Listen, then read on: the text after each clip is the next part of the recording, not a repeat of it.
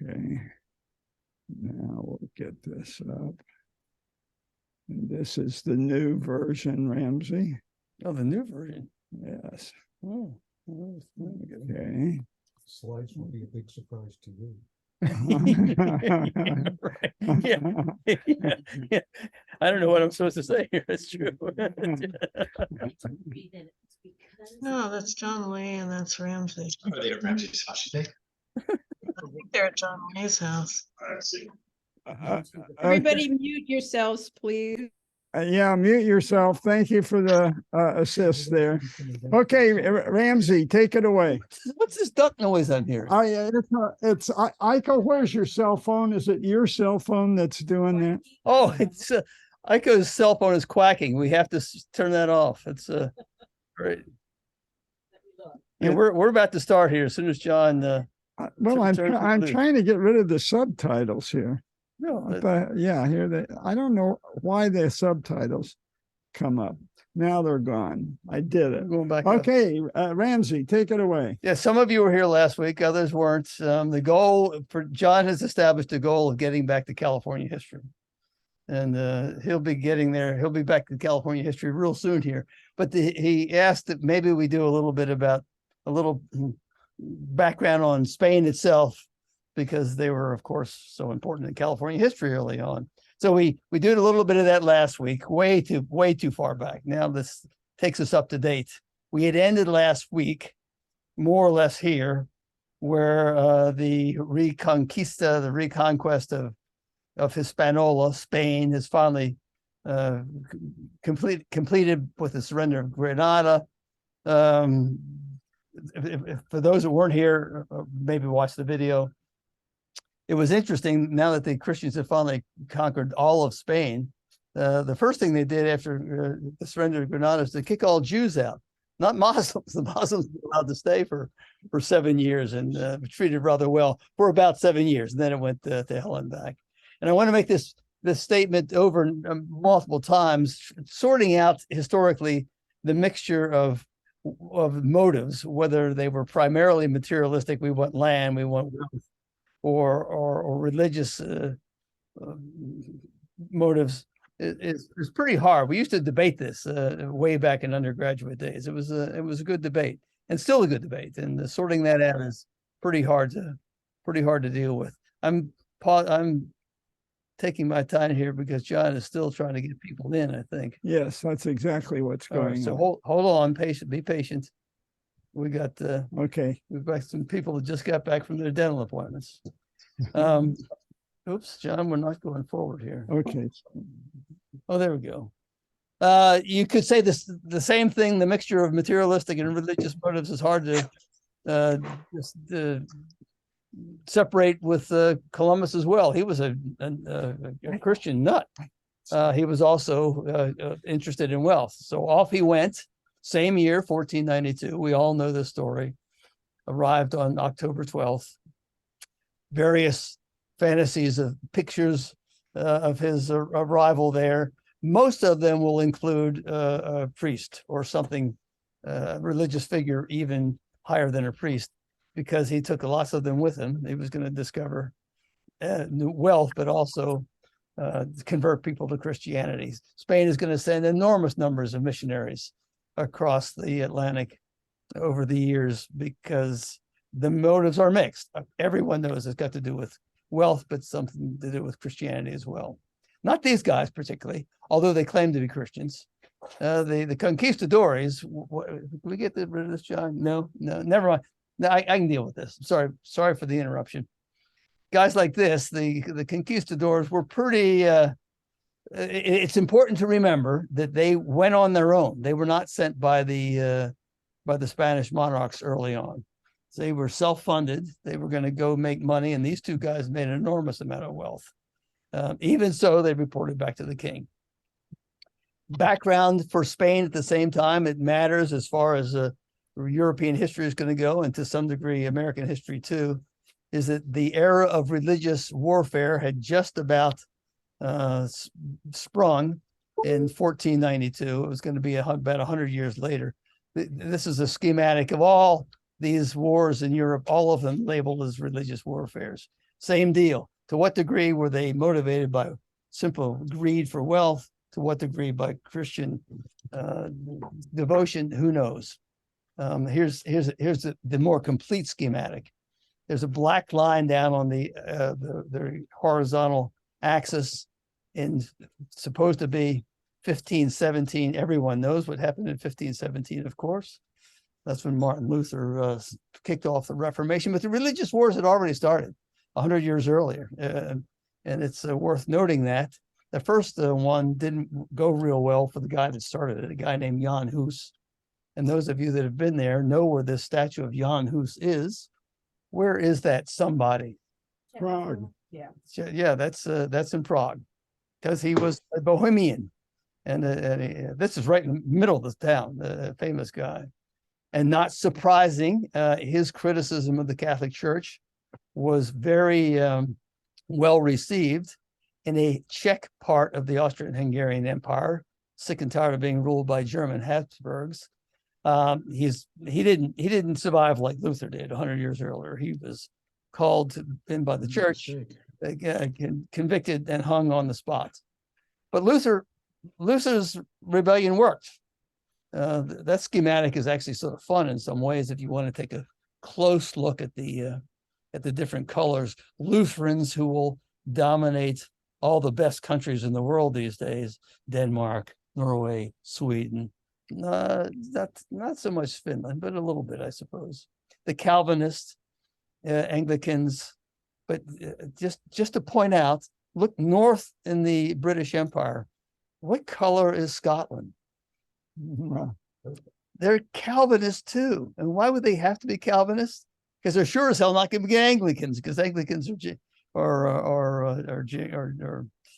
English. But I'm off running in a false lead. But let's leave that alone. Why does the Reformation work when it didn't work for Martin Luther? That is, when it didn't work for Jan Hus back 100 years earlier. Well, to some degree, because at the moment that these religious wars are going to kick off to try and get rid of Luther and all people converting to Lutheranism, Spain now has become very wealthy. Why has Spain become very wealthy? For the reasons we've talked about, and because you're going to talk about that the New World is sending in enormous amounts of silver and gold and other sort of wealth. Charles I, better known as Charles V, the Holy Roman Emperor Charles V, is certainly the richest and most powerful monarch in all of Europe. So powerful that in the religious wars, the French Catholics will fight the Spanish Catholics, and it's pretty obvious that their motivation is not particularly religious.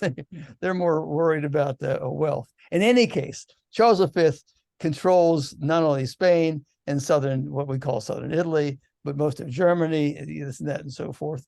And a whole bunch of these guys were sick and tired of paying taxes, both to the Pope and to Charles V. I should do it. No. Where is Saxony? Anyone have a clue where Saxony is? Because that's where Martin Luther is going to hang out for the rest of his time.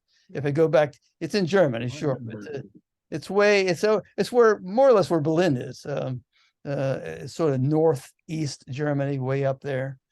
It's where Luther's from. It's where Württemberg is from. And these guys say, "Yeah, we'll protect you." They bring him back from the city of Worms, where he is called by the Catholic Church to say, "Look, you confess or we may kill you." These guys smuggle him out of town, bring him back, and give him this castle in the middle of the picture there, the Wartburg Castle, for him to hide out for the next 70 years. And he's saved. This is where he translates the Bible into German. He will write all sorts of hymns, yada, yada, yada. Why would they be so motivated were they religiously motivated? Well, maybe they were, maybe they were. Certainly the things he had to say were of some consequence as far as religion went. But of course, they also were sick and tired of paying Catholics to Spaniards and to Italians. So the motivations are mixed. To make a bit more of a point regarding Spain, the religious warfares will kind of come to a climax. That is, the foreign religious warfares, where one so-called country is fighting another so-called country in Europe. There'll be more religious mess in Europe to work out, but it's mostly civil war stuff from here on out. But the big one is the 30 Years' War. It's one of the nastiest wars the Europeans ever fought, where the estimates of how many died is still debatable, somewhere between 4.5 million, 8 million. There are parts of Germany where more than 2/3 of everyone living died. As far as this little rant is going, the battle that matters for Spain and France is there in 1643. The previous, for the 120 years, so the historians would say, the Spanish never lost. They always won the battles, and they finally lost. It's kind of the end of the Spanish domination of Europe because of the wealth coming in from gold and silver. And from there on out, Spain will be in decline for quite some time, and France will start to take over. Hold that thought, because we come back to it. Meanwhile, back in Spain, the Spanish Inquisition we talked about last time has become, yes, to some degree, a method for maintaining religious conformity, and the Pope is real happy with that. But it's also, maybe even more so for the Spanish, a method for secular control. Anyone that's giving the monarch problems can be accused of whatever heresy is necessary to get him to shut up. We're well aware of this kind of nonsense because it's going on in Iran now. It's been going on with the Taliban. It's going on here and there. It's not you stuff. The Inquisitor General, who's appointed by the king, not only has power in Spain, he's got power all over Latin America, all the colonies, and to some degree has more power than any of the other officials that would be appointed by the king. And so it goes, and they have powers galore, and they use them. There's plenty of torture, really quite nasty torture, to get people to confess, change their mind, this and that and so forth. Show trials, just like Stalin's show trials. This is where the dunce cap comes from. For people accused of heresy, and just like Stalin's show trials, you either can, if you confess, you'll probably be killed. If you don't confess, you'll be killed too. So it's a good way to get rid of your enemies. And we saw those in China, of all places, for drug criminals. Really? Yeah. Dunce caps being paraded through the streets. We saw the news photographs of them. No, we didn't see them. Didn't see them actually going through there. Yeah, whatever. So the conquistadors have gotten there first. The guys like Cortez, Pizarro. There's a whole bunch that got there and didn't have their kind of success. But it didn't take very long at all before the Spanish monarchy said, Charles V is now in charge. We're controlling things over there, and we will send our officials over there to take control of the territory that's now been discovered, an enormous amount of territory, we might note.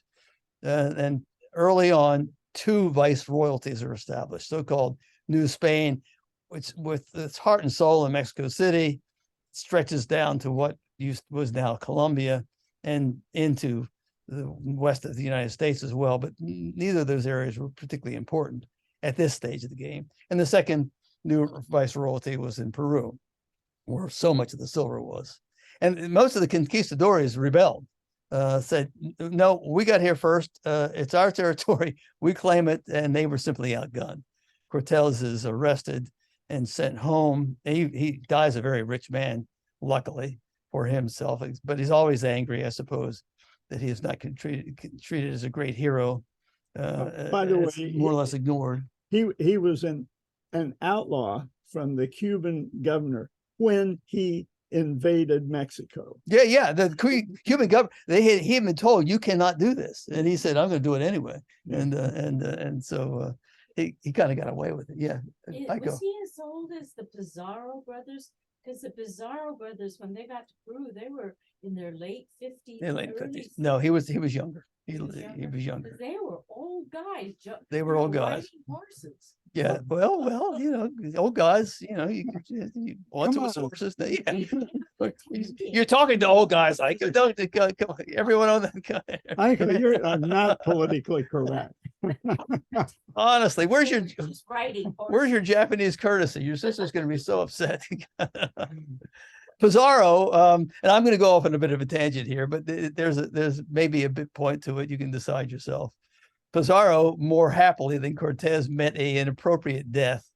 Almost all those guys down there in what was now Peru killed each other off. He had already killed off Almagadro, one of his first. They were friends for a while. Then they were fighting over who controlled Cusco.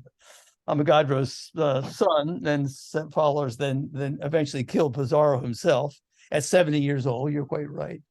And this is actually a pretty good story if you're ever in Lima, Peru. And that's one of the reasons I want to show off Jen and I being in Lima, Peru. But so he was. It turned out that his bones were buried in the floor of one of the Lima cathedrals, only discovered in 77. And they were, and people, and the discovery said, well, whose bones are these? And I suppose they're now convinced that these are the bones of Pizarro. So this is inside the most famous, the most important church in the middle of Lima, Peru. And you can go see Pizarro's bones, or you can't see his bones, but a skeleton. And there on the left-hand picture, this is, if you're an Amerindian in Peru, and more than half the population identifies as Amerindian, and you went into the church here and saw this alcove devoted to Francisco Pizarro, I would think you'd be a little PO'd about it. Yeah. and so there it sits. There's many other places in this church. And the Amerindians now, at this very moment, are really pissed off. Yeah, well, I will get to that. Jen and I went there one morning, but the goal was to go to Cusco and walk the Inca Trail, but we were in Lima, Peru, walked right across the block, and there's the presidential palace in Lima, Peru. This is not completely idiotic, because we're trying to talk about Spanish and the influence of Spanish in Latin America. Well, here's some of it. When we were there in 2019, here's the history, which we're not going to go through in great detail, or maybe any detail at all, of the 8 most recent presidents that had occupied that building. Alan Garcia eventually shot himself, and he was reelected a second time. Fujimori has been in and out of jail. His daughter almost won the last election. And you can go on down the list. Every one of these guys, except the last guy that was there when we were there in 2019, who was actually a fairly decent person, all ended up out of power. Most of them involved with the Odebrecht corruption problem, the Odebrecht corruption scandal. So if you're not getting it, and most of you are so smart, you're way ahead of me already. I mean, so what does Spain give to Latin America? Well, corruption up the yin yang, and this is part of it. This is a Brazilian construction company who had projects all over the planet, but particularly in Latin America, and they got their projects because they bribed everybody. And this eventually came to light. And instead of being shut down, as you would expect such a corrupted place to be, corporation to be shut down, they simply have to pay a fine. And that was the end of that. And if we just jump, just as John mentioned, if we just jumped right to now, 2 days ago, I think this was a headline in the New York Times, or a week ago, the latest president to have been elected was good Lord, a history teacher. Talk about a real bunch of idiots. But he was a Marxist history teacher. Well, that's an even more bigger problem. And more than half of this country is poor as hell. They identify as Amerindians, whether they are or aren't, because there's such a mixed DNA. And when this president was thrown out of power, no question about it, everyone admits to this, by the rich clique that rules in Lima, and they installed the latest president that's going to take care of not taxing them. The Amerindians have gone on the warpath, and there's been deaths galore. I mean, it's far from over. And of course, if you're running a tourist industry down in Peru right now, there's no work there. I'm stealing pictures from a PowerPoint in 2019. Self-identification, more than by the largest number of people in Peru identify as Amerindian. And this will be the case all up and down the Andes, because even though so many died, they were able to hide in mountains, repopulate, this and that. And then there's also the mestizo population. And we'll mention that as well. So move forward. In several different kinds of Indian. Yeah. Well, exactly. But we are Indians. That's what we consider ourselves to be. It's self-identification. So if you there's so much DNA mixture. The Spanish did not bring their wives, but they did bring their sexual desires, and so there's an awful lot of intermixed. Pizarro. I had not known this. Pizarro demanded that the wife of Atahualpa, the Incan king that he had killed, become his wife, and he had 2 children with her. So Oh, you're kidding. Wow. talk about it, yeah, and he was 60 years old, so good for him. I mean, good. And then there was Cortez and Malenchi. She wasn't royal, but still. Okay, so maybe we're a little off track here about the Spanish influence, but whatever. So there we are. New Spain and Peru. Later down the road, for what it's worth, if it's of any interest whatsoever, there was more of Latin America was not discovered, but explored and this and that. And there were eventually 4 viceroyalties from Spain: New Spain, Peru, the Rio de la Plata, which is going to be centered on Buenos Aires. And the reason for that was it turned out that it was easier to get the silver from Potosi in Bolivia by going east down the rivers to Buenos Aires than going west over mountains. And also a 4th viceroyalty of New Granada, which is north. Well, it was mostly Central America, but also Colombia, so forth and so forth. We're not doing that. So Spanish treatment of Indians. There's this famous moment, some of you are aware of it. We'll work backwards a little bit here. The Valladolid debate, where this interesting guy, Las Casas, down below, is going to debate Sepulveda. Those of you that are well aware of Los Angeles near UCLA know of Sepulveda Boulevard. This is Sepulveda. The debate is, what should we do about these Indians? Sepulveda said, look, he basically made an English law claim. They are property. They're owned by the people that own the land, and we can do whatever we want with them. And by the way, they're less than human, so we're doing them a favor. Las Casas, who's an interesting character, a reformed son of a bitch himself, had come around to saying, no, these are decent people. We should not enslave them.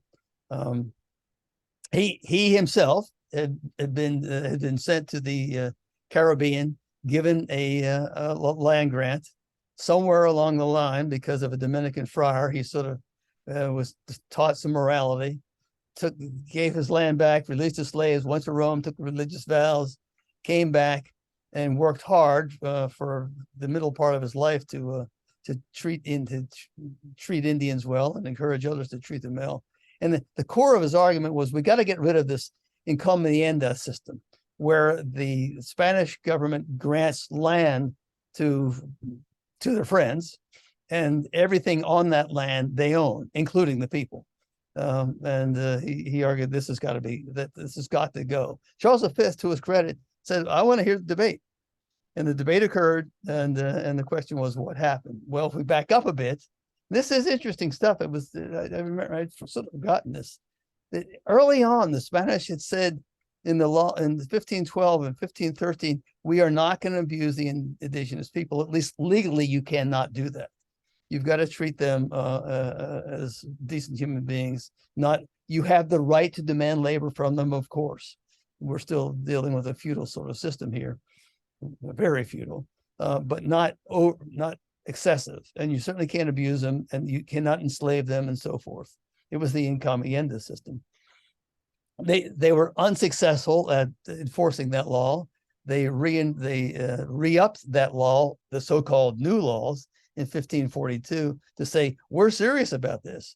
No abusing the indigenous people.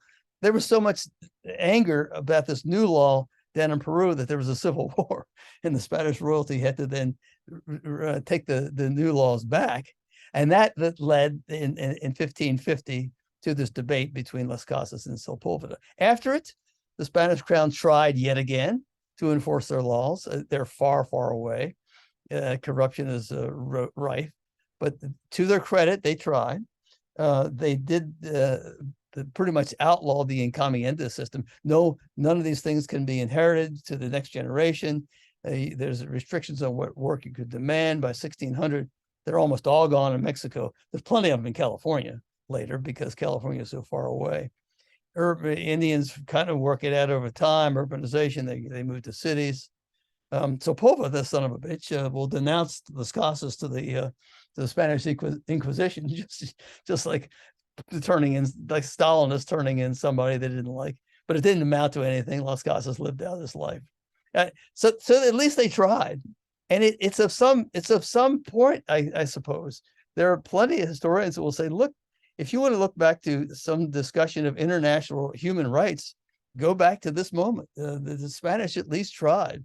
And the painting, as I've said there, that's hanging, that there on the left, hangs in the walls of the U.S. Capitol building. You walk down the Senate hall, down toward the Senate, and you'll see this painting. So I suppose whoever was choosing those paintings said, yeah, these guys tried to protect Indians. Now there's black Africans, of course, and that's an interesting question, but we'll go down a rabbit hole if we go down that one, John.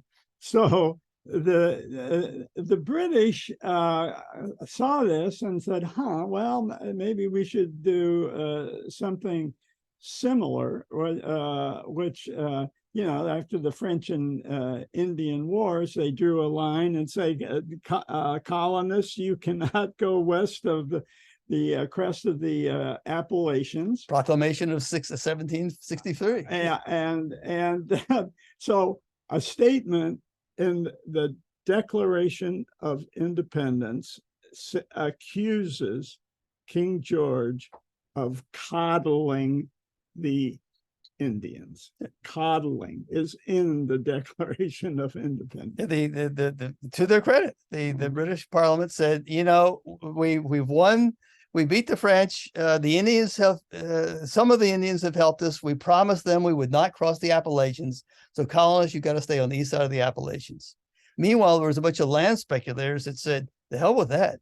We're going to speculate on land in Ohio and so forth. The largest owner of land in the Ohio Valley, which he had accumulated from being, one, a surveyor, and two, a colonel in the British Army. Okay, class. Who identified the biggest land speculator in the Ohio River Valley? George Washington was his name. Ever heard of George Washington? And so he was PO'd. What the hell? I want that land to be part of the United States. So let's put that in the Declaration of Independence about coddling Indians. In any case, moving on. Well, I found the one slide on Spain. I thought, let's throw this in. Maybe someone's interested. In contrast, English policy toward Indians was just as this slide says, somebody else's PowerPoint slide. We're not going to subjugate Indians. We will move them, give them land, promise that we will not invade that land. Of course, those promises were never kept and never kept and never kept and never kept until finally we get casinos down the road. Then there's and there's relatively little intermarriage among English and Indians. Not so with the French. The French actually treated Indians rather well, and vice versa. But then the French never did heavily populate their claim of territory in North America till very, very late. So finishing up with Spain, I have to put this little reminder myself, finish up with Spain with this graphic, which is not bad. There's the silver pouring in to Spain from the New World, and it peaks around 1600, will drop off. Still, if you got that much wealth and had invested it wisely, you'd be the strongest, the most powerful country in Europe for a long, long time.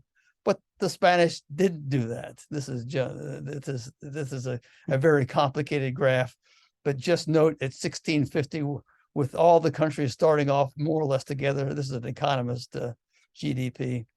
From 1650 on, the British take off running fast, and their GDP per capita grows much faster. They're going to get the Industrial Revolution, even without the wealth that the Spanish have. The Spanish sort of blow their wealth on religious wars and all sorts of other things. What happened to the Netherlands? Yeah, the question, the Netherlands was never all that wealthy. They for all sorts of reasons. I mean, the land is terrible. They right about 16, almost exactly at 1650, the English are stealing most of their colonies.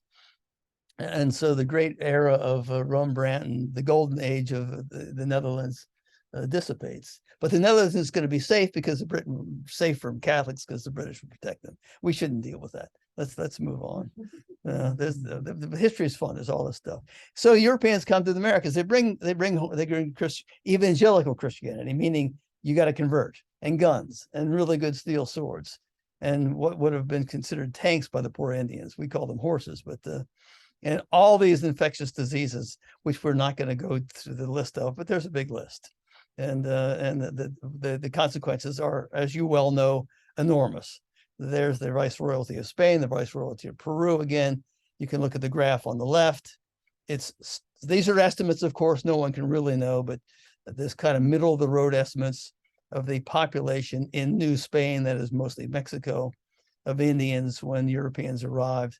And by 1600s, almost all had declined, something like 80%, even 90% death. Even so, when you get to 1820, there's still a larger Amerindian population than Spanish or American. And you move on from there. Peru, the same thing. Less people, but the same enormous death rate. We're well over there. One historian said, rather crudely, it's as if European livestock took over for where Indians were, which is pretty much the case. Cattle and sheep and goats and horses, all this empty land. I said, well, it wasn't empty 20 years ago, but it's sure empty now. And the exact thing will happen in California. John's going to get there pretty soon here, where this is all sort of, there's a picture of Santa Clara Mission about 1770, rather late, but you get the same thing in North America, of course, with a much smaller Amerindian population. The Californians was pretty big relative to the rest of what's now the United States. I want to, some of you, I don't know if anyone had ever been here. I don't think I don't know. See the white dot on the left map? That's St. Louis, or just about St. Louis, just east of St. Louis. And the red dot on the right hand map is what I'm interested in, just east of St. Louis. Well, St. Louis is where, of course, the Amazon, not the Amazon, the Mississippi River and the Missouri River come together. It's right smack. If you look at the left-hand map again, it's sort of situated right between three rather distinct ecosystems: the northern hardwood forest to the northeast of St. Louis, the southern pine forest to the southeast, and the prairies to the west. So it's an interesting mix of ecosystems, perfect for trade because of the rivers, perfect for trade because of the different ecosystems. And something that probably, this is an artist's imagination, but something that looked more or less like that probably was there east of St. Louis in the 1200s and 1300s. The man, Coahuila, clearly copied from things that they were aware of from Mexico, or from both around Mexico City as well as the Yucatan. Quite large settlement, surveyed over and over again. I mean, I'd never heard of this when I was traveling east in 2011 and said, I got to go see this thing. And I stopped at a gas station a half a mile away and asked the gas station, where's this place? I have no idea where it is. It was a half a mile up the road. Coahuila. I mean, this is really rather a big deal. And if you ever get the chance, you should go there. It's in any case, there had been some real development in the Americas, but by the time the Spanish were gone, by the time the Spanish showed up, this was long gone as a big center. What happened to it, no one knows. Floods. I mean, this is an area that's going to flood because of the two rivers. Disease, climate change, who knows? But it was gone.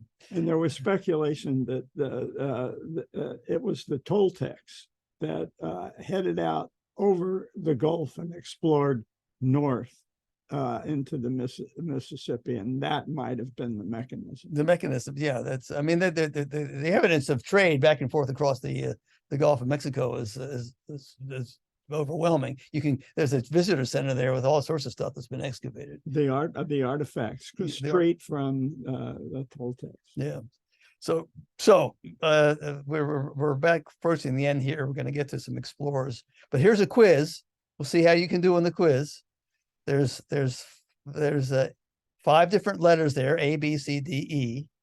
There's 5 dates that I've established for you. And so you have to one, identify which of the letters A, B, C, D, or E came first in 1513, and who was it? Which was the explorer we're talking about? Of course, we're trying to get to Coronado, so let's deal with Coronado right off the bat. Everyone knows what letter Coronado was, right? We're all okay with that. Coronado was letter B. Now, whether you get the dates right or is another issue. So 1513. Which letter do you guess would be the first of these explorers? Famous Spanish, well, one's not Spanish, one's French, but these explorers that was the first to move out in 1513. Which letter? C. C or D? D, Ponce de Leon. It's Ponce de Leon. D, it's Ponce de Leon. D, Ponce de Leon. Exactly right. And the evidence apparently is he was not, as despite the nonsense, searching for waters that were going to give him eternal life. He was just looking for land. So 1519 to the next one. What letter is that? It's not B. It's not D. A. Oh, wait. It's Maybe for the it's C. It's C. And so who is that? That's Cortez. Cortez leaving Cuba, told do not dare attack the Mexicans, the Aztecs, and he does anyway. And he will live. So we're down to A and E, and this you can probably sort this out pretty quickly. What's the 1539 to 15 whatever it is, 42 is A. Who is that? That's De Soto. That's De Soto, who was a real jerk. There was a moment when he and Coronado were only a couple hundred miles apart, coming down the Mississippi River. So that's De Soto. And so we got this last way at the bottom, 1678 to 1682. It's got to be E. Well, who is that? Yeah, and he's not Spanish. He's LaSalle? Is that LaSalle? It's LaSalle. He's French. Yeah. LaSalle. This is LaSalle. Well, okay. Another guy that got a car named after him. Yeah, poor Ponce de Leon. Ponce de Leon. Is that Pontiac? Did he get the Pontiac named after him? Could be. So Pontiac's an Indian chief. Yeah, he's up in the Great Lakes, I think. Yeah, up near Detroit. Makes perfect sense. In any case, someone was a great student in the 3rd grade, and he gets the 3rd grade medal here. It's okay. Moving on. So one more. There's a minor conquistador, Cabeza de Vaca. De Vaca is fantastic. Yeah. How? And the PBS link that Ramsay gave you, there were 3 other clips, and one of them is Cabeza de Vaca. And if you want a heartwarming story about a good conquistador, go back to that website and look at Cabeza de Vaca. De Vaca is wonderful. I mean, he didn't start out good. He started out as a jerk, but he ended up good. He ended up kind of a semi-Indian. In any case, the Coronado, if you watch the 3rd grade tape on for 5 minutes, then you already know about Coronado and probably knew it anyway. But he's born to a Castilian family, not a surprise. He's a second son. They're all second sons or third sons, meaning they're not going to inherit the land back in Spain. There's land available in the New World. He comes to Mexico in age 25, becomes rich by marrying a wife that he's betrothed to. She's 12 years old when he marries her. but she's going to inherit some of the encomiendas. He's appointed governor up in the northwest of Mexico. He sends someone north. The guy comes back and says, "There's a great golden city up there." And so, that's the area of Mexico that he's made governor of, perfect for heading north anyway. And off he goes in 1540 with the 400 Europeans, a bunch of Amerindians. When he gets to the rumored city of gold, it's nothing but a bunch of pueblos, no gold whatsoever. He's ticked off. He goes further north to winter that night in a city not that far from what we know as the Grand Canyon. Sends a he didn't go himself, but sends an expedition to search for what they've heard was this great river, the Colorado River, and the Indians there lead them to not the river itself, but to the Grand Canyon. So you can imagine them standing there in the Grand Canyon and going, "Holy hell, how are we going to cross that sucker?" So back they came and said, we found the Colorado River, but we don't have good access to it. And then Coronado gets a second rumor from somebody else, another Amerindian, that says, well, way off to the east, there is a gold city.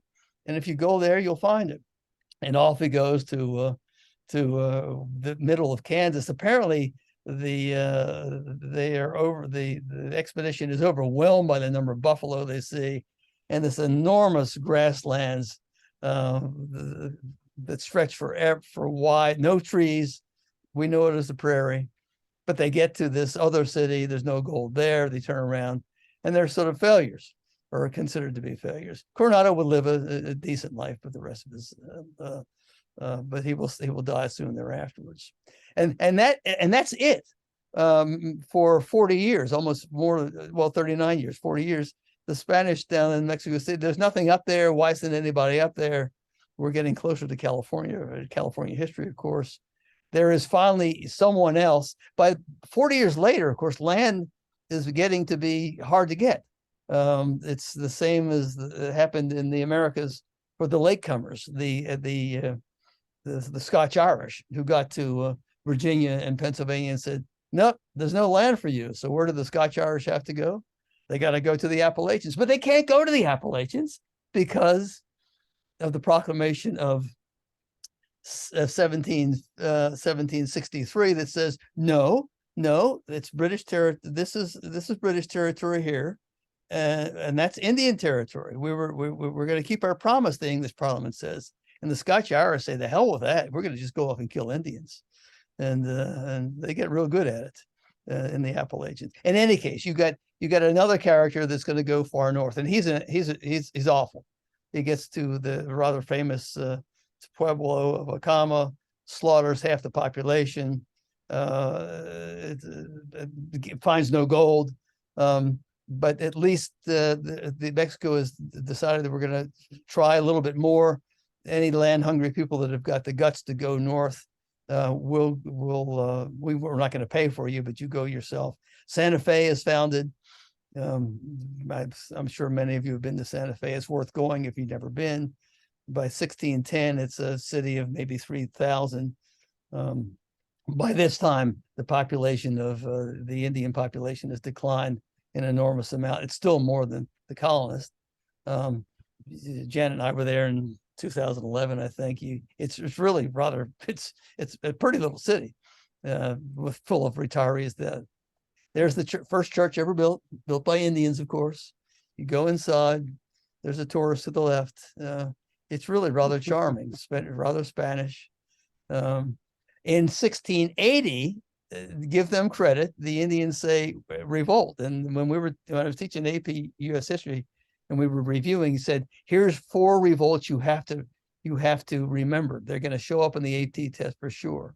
The Pueblo revolt was the one Indian revolt, and there were 3 black slave revolts that you had to remember. This was rather famous.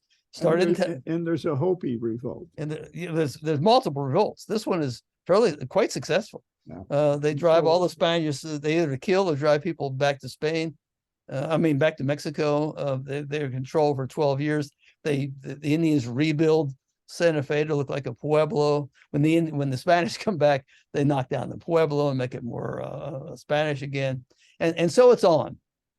And John's going to pick this up, or other people are going to pick this up and go to California history, but stuff that you will get in the future. There's a moment when the Spanish themselves and especially those group of the Mexicans say, we're going to change strategies. Let's empower the missions. Let's do missions rather than these military expeditions. And the missions will grow along the Rio Grande. They'll move into Mexico. They'll eventually get their way to California. Most of you, we all know this, that list of missions there in California. If you've never seen the list of them in chronological order, it is rather interesting. We all know that the San Diego mission, not San Juan Capistrano, but the San Diego mission right across the border from Mexico is the first. But the very second, it's not as if the missions go one by one, moving gradually further north. The second mission is Carmel. And I'm sure everyone listening has been to Carmel. It's a gorgeous mission. I'll bet you, I'd be surprised if anyone's ever been to the third mission. Missions San Antonio. Hands up. Who's been to Mission San Antonio? My hand is up.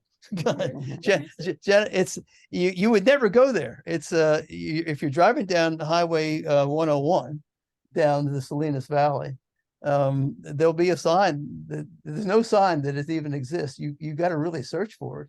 Janet and I came upon it coming in from Big Sur one time, and got there and said, "What the hell is a mission here?" And it's really quite stunning. It's really the history there. Consider going sometime if you can't go to Uzbekistan or whatever. And there's nowhere to stay there that night, but there is an army. There's a big church built by Julian Morgan, and so it's in any case the missions you're going to get plenty. Yeah, back up, John. I mean, is that the one near the entrance, the western entrance of Pinnacles National Park?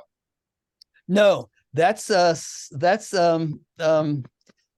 oh good Lord, that's I know this. I'll have to look. That's Soledad. That's Sonora. That's the Oh, Sonora de la Soledad. Soledad, yeah, right Okay. there, and right there in Steinbeck territory. Yeah, I was. And in fact, if you're going to go to Soledad, reread Mice and Men before you go there, because you'll say, this is where it takes place. This is where he's got it taking place, right there in Soledad. That's an interesting one too. Our daughter Mary was assigned Soledad as her mission in the whatever grade it is, the 4th grade. So we went to Soledad. Whatever. You know about this, but someone will redo the Anza expedition. You're going to get to Mexican independence, where things change a lot because the Mexicans are determined to create more freedom for everyone. Well, other people to own land besides the royalty, and to secularize the missions. The missions will decline from there on out until they become tourist attractions. John's going to talk to you, or someone's going to talk to you about the era of the rancheros, especially around here. Some of those rancheros we would know because our local high school is named for has got a it means one of those rancheros is the local mascot. There's now a movement by the principal at Acalanes to get rid of the Dons as the mascot. Oh, really? Because of this very issue. It's associated with the landowning jerks way back then. And of course you better off letting sleeping dogs lie, because you create a controversy which is so irrelevant but becoming a big deal.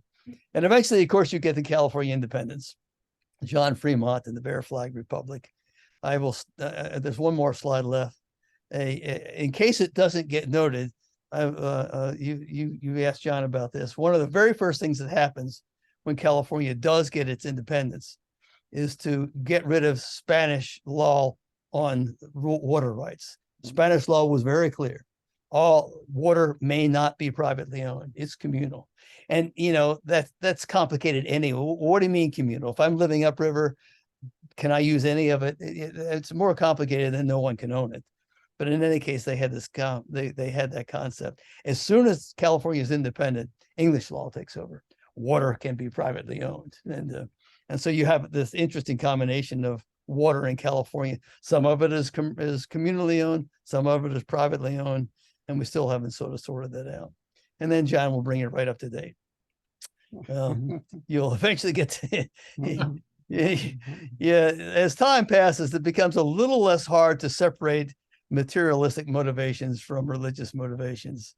So it may look like a church, but good Lord, and where is this church? Right next to what? Disneyland. Disneyland. So you can I'm laughing in a sarcastic way. You can't ask for a more disturbing physical connection than who was it? Who was the priest that opened this thing? The Crystal Palace started with an S. Shigeko, you should know. Yeah, down there. What was his name? Started with an S. Doesn't matter. Is it Schiller? Schiller. was it- Yeah. Perfect. Right next to Disneyland. You go to Disneyland, you go to church in the morning. And so in the future, you're going to get a lot of good California history. And I guess we are 3 minutes over time. Not bad. Yeah, good. You covered that. Yeah, well, Well, you can go a little bit longer because we really didn't get started till 3:10. oh yeah. So we got discussion Questions though. and questions. We had some questions. Well, we can go back to we'll send out another quiz on. Let's see. Let's stop share, I guess. Oh yeah, we're gonna stop. The share. Yeah, everybody, you're still on. We're recording, and I'm just trying to get it so Rudy can see all the faces here. Oh, Rudy So- wants to see the gang here. Yeah. Why are you? Oh, I think I know what the problem is. We've got to close the PowerPoint. Hold on here. John wants to make sure that everyone's face is on his big screen. For Rudy. Yeah, for Rudy. Yeah. Later, in 2 days from now, it's going to be it'll be a big screen of So now I've got to. What I didn't know was that the Crystal Cathedral, just reading, went broke. It was in bankruptcy in 2012. It's been renamed as Christ Cathedral. It's now a Catholic Is that church. Yes, well, you know, it's come full circle. Where all the money is. I thought the Pope was broke. He's not broke. He's not. Apparently not. We paid off all the abused kids. We paid billions of dollars in fines, and we're still rich. Yeah.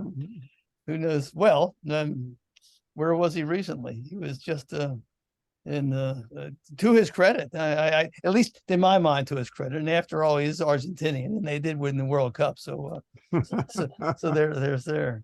Question. Yeah. The Saxon kings or whatever they were The called. Saxon kings that protected that were Martin Luther, protected Luther King. not Martin Luther King, Martin Luther.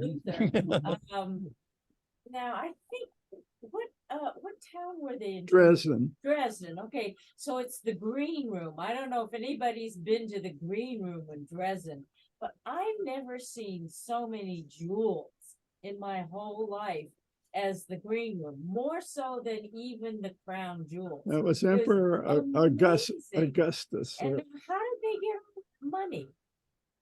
Well, I think they're on the Dresden's on the Elbe River, and the Elbe River is second only to the Rhine River for transporting trade up and down that river. They didn't have as many wonderful castles as the Rhine because it doesn't go through an old volcanic area with hills. But What year was that acquired? All that, because I mean the jewels were spectacular. yeah, well, we're talking. Lyco's interested in jewels in Dresden. I don't know. Ask Vonnegut. He was there. When it was bombed. I don't have.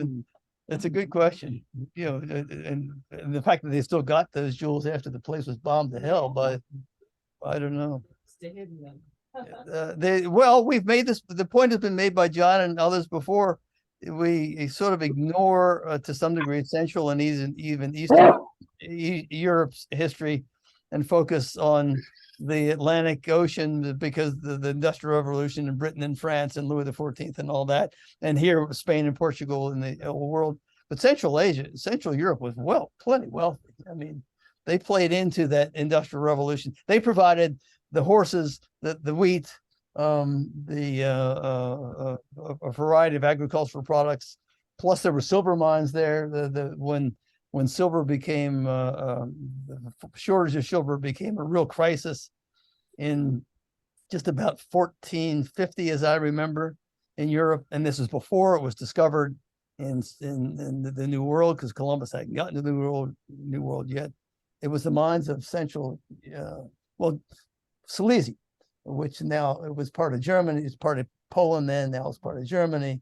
They found a lot of silver there. So it's not Spanish. silver that- No, it wasn't Spanish silver. No, that was part of the point, that these guys were fairly wealthy, and they were sick and tired. The Germans, that is, we call them Germans. They weren't Germans. There was no Germany yet. But the Saxon kings and others had wealth, and they were sick and tired of having to pay their wealth to the Pope and to the Spanish Holy Roman Emperor. So these days, Silesia is coal, but back in the Middle Ages, there was one more commodity, salt. Salzburg. The salt mines. And when we were in Auschwitz, on the very near there is a tour of a Polish salt mine, and the word salary comes from salt, and we learned on our tour that salt was worth its weight in gold. Not for seasoning, but for preserving meat. That was the case. We've heard that again in Morocco last year. That you could. What did the northern Moroccans trade to the what we would now call Nigerians to get the gold that they were mining? Salt was the answer. Bob's got a comment. Well, in this week's Economist, in the Johnson column, which you would enjoy, it completely disputes that myth of salt and salary and fortune. Yeah. But Well, anyway. you got to read The Economist, so we'll do that. Okay, will do. Yeah. Just one comment about water rights. If you want to watch a great movie on the difference between Native American Spanish water rights and riparian law in the English terminology, look at Robert Redford's movie, The Milagro Bean Field. Right. Milagro Bean Field. Yeah. No, I remember that. Good. Sounds like an unlikely name for a movie. Well, but That could be more interesting. the bean field. Well, Milagro means miracle, Miracle, right? yeah. The bean field miracle. That's spice it up. So watch that first, and then Is watch. stock involved in here somewhere? No, Yeah. it's irrigating. Okay, just a quick summary. There's a traditional farming area, been there for centuries, and income developers to build a resort in the highlands of New Mexico. There you go. Yeah. So watch Chinatown first, and then go to Milagro Grand Beach. Yeah. Watch Jack Nicholson have his nose nearly ripped I have off. a silver question. Rudy. There was a graph about, silver production that goes way high, and then it just seems to plummet. And Well, because they 1760. there's still silver in those mines, but it's not much. Oh, so they They just physically they found it, and it's not that it wasn't known. They didn't have to go find it. The Indians had known it was there, so because they had silver trinkets and this and that and so forth, and it just got mined to the point that the easy to get mining, and the mining techniques weren't all that sophisticated anyway. So whatever. I have a politically correct question.